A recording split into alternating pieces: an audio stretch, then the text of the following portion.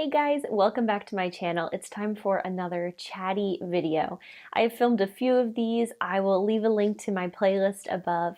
If you enjoy very casual, very unscripted type videos where I'm just talking about something, then you will enjoy that playlist. So that link is above if you want to go check it out. Today I want to talk about going social media free, and I specifically want to talk about doing social media free weekends. So first of all, I want to say that I don't have anything against social media. I have some friends and I know people in my life, and I've certainly seen people online and different people giving talks and things like that, saying that social media is just the absolute worst thing in the world. It's the worst thing that's ever happened to us. It's ruining our lives and all of these various things. I am very much the type of person who believes in moderation, so I think that there are many, many good things that become bad things when they are used or done in excess, and that is exactly how I feel about social media. I feel like social media can be a really good and positive thing, but obviously many things, most things done in excess can become really bad things. In fact, I feel like social media in a lot of ways is a very powerful and positive tool that connects people. I have seen that so much in my life. I've been sharing on my blog and now on YouTube since 2012. And so I've been online for a while in a more kind of sharing way, but even before that, just using social media as just like a consumer with just my friends, that kind of thing. I really enjoyed being able to keep up with people while I was away at school or friends that lived in other places, things like that. And then more recently, when I moved and went through my rooted journey, which was basically my journey of feeling more rooted in the city that we live, which I have talked about extensively. I'll link that playlist above as well. During that time, social media was incredibly helpful to me. It was a critical tool, I feel like, in my healing and in my growth and in connecting with other people. During that time, I really did not have friends here. I had no one. My husband and I have a very strong marriage, so I had him and some of his family members, but outside of people who were related to me by marriage, I had no one within hundreds of miles. I was very much alone. And being able to log online and talk to other women in all different places all over the world who have or were going through something similar, who knew what it was like to move, who knew what it was like to be in a city or in a place where you don't know anybody, and the trouble that comes with that, and the sadness and the grief, was so healing and helpful and important to me in my journey and being able to move forward. So all that to say, I really am not coming into this conversation with this massive chip on my shoulder, thinking that social media is just the absolute worst thing that should be completely eradicated. I really don't think that at all. In fact, I think it's like I've said, I think it can be a really amazing tool, and it can be really good when it's done, I think, in moderation. So let's talk about that. For many of us, social media is a big part of our day-to-day lives. I obviously am in an industry, and my career with my Etsy shop, with my mentorship program, with this YouTube channel, and with my blog, all four of those things hinge heavily on being present on social media. So for me, my paycheck and my salary each year are heavily based on being present on social media. But I know that I'm not alone in that. And there are people who are not on YouTube and don't have blogs, who work for companies, work in the corporate world, and still their jobs heavily rely on social media. So a lot of us are using social media as a tool, and we're not necessarily mindlessly scrolling through Facebook, but we're actually using it to promote our businesses or the business that we work for. When I worked in the corporate world, I was on social media 24/7, and it wasn't for my own business, but it was for the business that I worked for. So I understand that that's a part of it. And then there's this whole concept of just being bored and getting on social media because we're bored. And so we're scrolling through Facebook, we're scrolling through Instagram, we're scrolling through Twitter, Pinterest, watching Snapchat, whatever any of us are doing, we're doing just because we're bored. And so when you put those two things together, using social media throughout the work week, and then also whenever we're bored, a lot of us end up spending a lot of time on our phones usually, but obviously on our laptops, on our desktops, online, on social media. And sometimes it can be a little bit much. When I think about social media, as much as I really genuinely do like it, I think of it as very noisy. I think of it as every platform all combined to me, that it's just very noisy. There are lots of opinions, there are lots of thoughts, there are lots of different ideas, there are lots of different viewpoints, lots of opposing viewpoints. To me, it's very noisy. I don't go on social media to relax. I definitely do not do that. And so one of my goals for this year of 2018, which we are at the tail end of now, was to schedule and complete 5 social media free weekends. And what I wanted to do was log offline off of all of my social media platforms on Friday, like midday, after early afternoon, and stay offline all day Friday, all day Saturday, and then all day Sunday, and then log back on Monday. And that is what I've done. And not only have I completed the 5, which the first couple were super challenging, and I'll talk about that in a minute, but I've gone and done a few more after that. I think I'm at 7 or 8, maybe even 9 social media weekends that I've completed thus far in 2018. So the first weekend that I did this, I had a lot of feelings. It was scary to me how nervous I was about getting offline. I just felt like I'm going to miss something. I'm going to be out of the loop. I'm going to feel, I just felt like there were going to be so many different negative consequences of me being offline for literally 2.5 days. But I think that many of you can probably relate to that. There's like this gripping fear of, what is going to happen if I really log offline? So the first 1 or 2 were definitely challenging. I found myself really thinking about social media all weekend and just wishing I could just quickly check online and these kinds of things. But I didn't, and I completed the first 2. And after that, it became something that was very enjoyable to me and something that I really looked forward to. Now, there are times when I'm not able to schedule a social media free weekend because, let's say I have an Etsy shop. I do have an Etsy shop. Let's say I have an Etsy sale running, and so I have a sale running through the weekend. I really need to be online. I really need to be on Instagram and Twitter and all the other platforms as well, so that if people have questions that they can easily reach me, and so that I can be broadcasting the sale. But then on weekends when I really don't need to be online, I have come to a place where I really enjoy and look forward to getting offline, into unplugging. And the way that I do it is very, very practical. So on a very logistical, pragmatic level, this is what I do. When I've decided that I'm going to do a social media free weekend, that decision is usually made by Wednesday or Thursday before the Friday that I'm going offline. This is helpful to me. I do not like surprises. I like to be prepared. So the fact that I can mentally prepare, like, okay, I'm not going to be able to get online. So if I need to send someone a message, if I need to respond to a DM, if I need to do whatever I need to do, that needs to get done beforehand. And that's more in the work side of things and less in like the boredom entertainment side of things. So if I need to get anything done on my working side of social media, I get it done. Then on Friday, I go onto my phone, and usually on Instagram, I will post a story, and I'll usually just do like a text story that just says, going social media free for the weekend, see you on Monday. That just helps because I do get a lot of direct messages every day on Instagram, and I never want people to think that I'm ignoring them.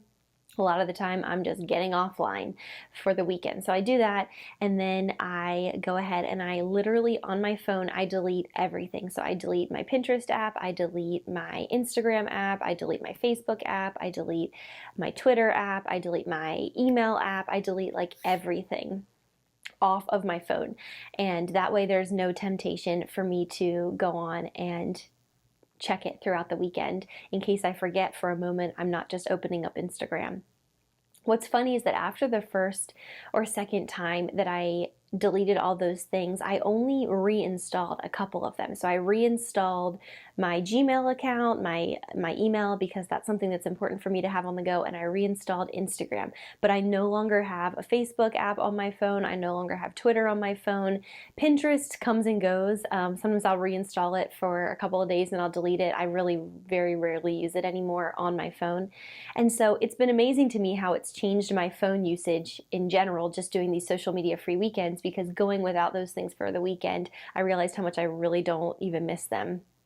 And so after I have all of those deleted, I just enjoy my weekend. I just don't even worry about it. I do go ahead and check my email on my desktop computer at least once or twice, as well as checking my Etsy conversations, which is kind of like my Etsy email account, basically. I do check those two things, my email and my Etsy convos, usually once or twice over the course of a social media free weekend, because those things really just can't sit for 3 days, but everything else can sit for 3 days. And what's amazing is that no one cares. Literally, no one cares. We live in our own head, and we live in our own bubble where we think that people are going to wonder where we are and be worried, but no one's going to notice. No one will care. It's not about that you don't matter or that you don't have worth, because you do matter and you do have worth.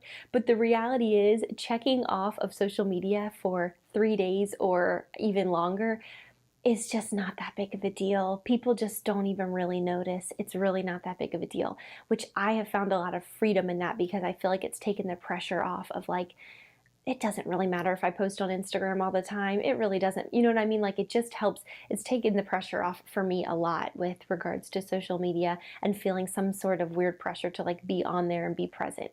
I'll be on there when I'm on there, and when I'm off, and people don't really seem to mind or care. So that's kind of how my weekends go. And like I said, I've completed more than even just the 5, and I've gotten to a point where I look forward to them. And when I'm looking at my calendar, often I'll see a weekend where we don't have anything really going on and there's no reason that I need to be online. And so I'll actually write on my calendar, like, social media free weekend. And I really look forward to it. And it's just amazing, the white space that opens up in my day when I'm not on my phone, basically at all. Because I text every once in a while and I'll take a phone call every once in a while, but largely over the weekend, I'm pretty much just unplugged when I'm not on social media, and it's really nice.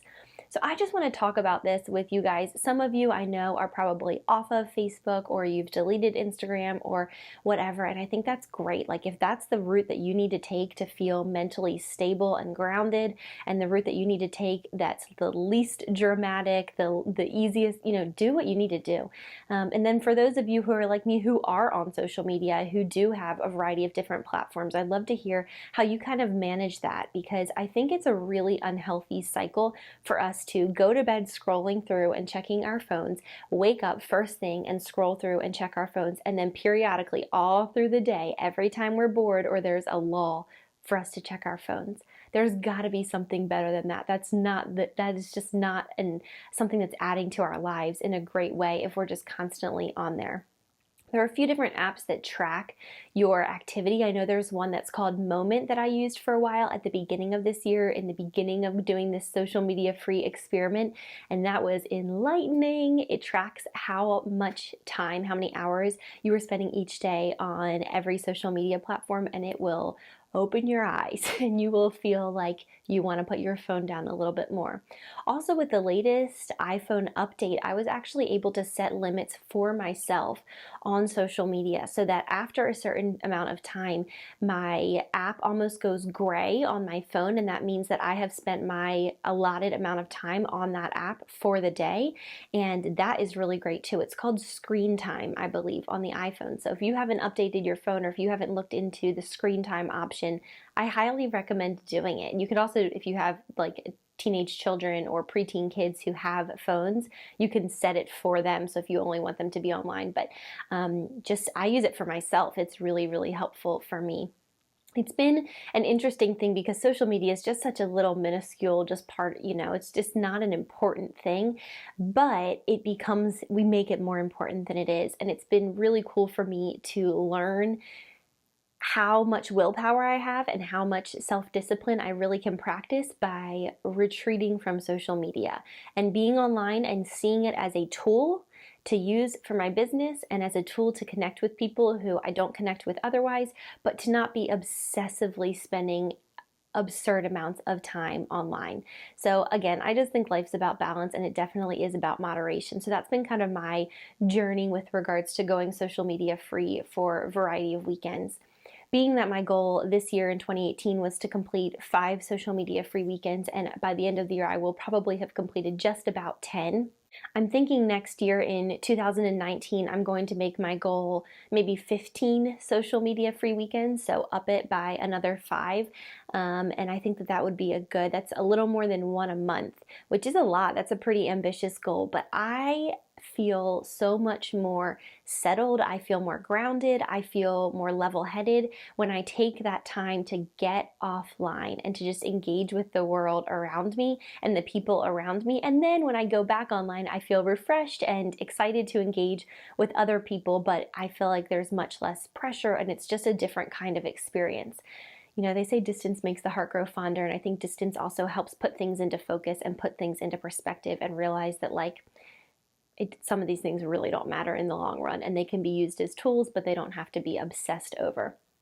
So those are kind of my thoughts about social media. Again, I just don't want to villainize it, and I would appreciate if, even if you're the kind of person who really does not like social media, if you would just be mindful that there are some of us who do enjoy it, and so let's not villainize it, but we can talk about it in a really open-minded way of like, okay, what does it look like to have a healthy relationship with social media? What does it look like to go online and use it as a fruitful tool? And what does it look like to unplug and plug into the world around us while our phones are put away? I think that's really just an interesting conversation, and you know that I always love to hear from you and hear your perspectives on this, and just how do you engage with social media and what does that look like? Another piece of this puzzle is obviously social media is all about following one another, and so it's like, who are you following? I have unfollowed so many people or muted so many people, so many people, many people over the years, of just people who I don't enjoy following. When I see their stuff on my feed, I feel less than, or I feel frustrated, or I don't even know, just anything.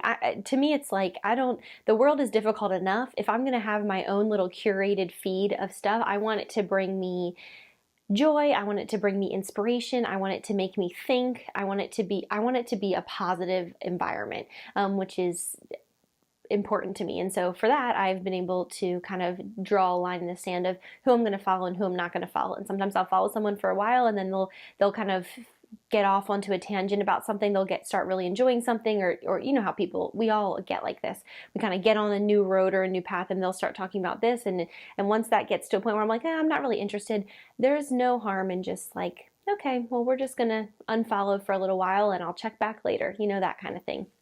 So I think it's an interesting conversation for sure, and I would love to hear your viewpoint on it and your thoughts on social media. Are you on social media? Are you off? Are you intentionally off? Are you intentionally on? Do you feel like you use it mindlessly but you don't want to use it mindlessly? Do you think that you have some intentionality and some boundaries around it? Do you want to add intentionality and boundaries around it? Let's just start a conversation about this. The last time I did a video like this, I talked about I guess it was 2 videos ago, I did a chat about just slowing down and what it looks like to just do less and just slow down. And the comment section of that video is phenomenal. Some really interesting insights, really interesting experiences, and I would love to replicate that here, but on the topic of social media usage and social media free weekends.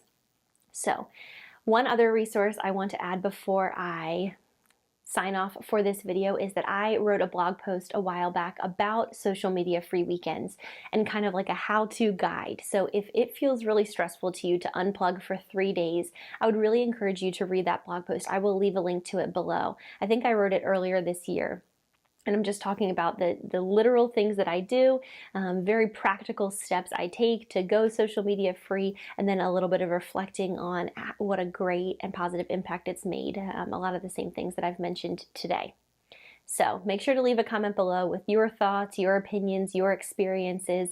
Of course, as always, it's really important to me that this community is a positive one, which it is. You guys are so wonderful.